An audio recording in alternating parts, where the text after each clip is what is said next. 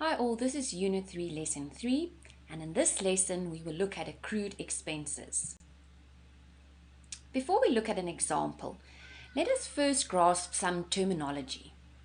A prepaid expense is an expense paid for the following reporting period, and we need to remove the part relating to that period. An accrued expense is an expense that we still need to pay for, but it relates to the current reporting period. And remember, we need to include all expenses relating to the current reporting period in our accounting records. We therefore have to add the expense relating to the current reporting period in our records. Let's look at the following example. Entity A has a 28th of February year end.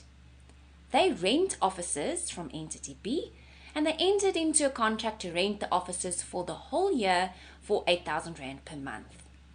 The trial balance at the end of the reporting period, so after all the transactions were recorded, shows our rent expense here with a total amount of 80,000 on the debit side.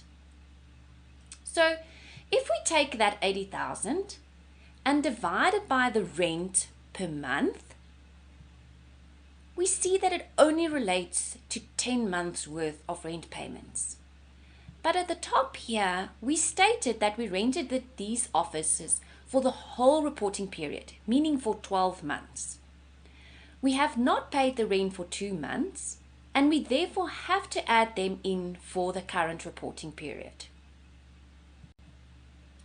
Our journal entry will look as follows.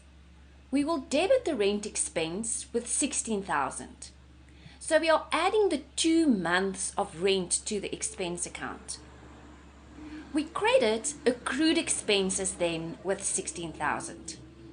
Take note, we do not credit bank. We have not yet paid this expense, and we are at the end of our reporting period. We are just making an adjustment here so that we show all the expenses that we must show.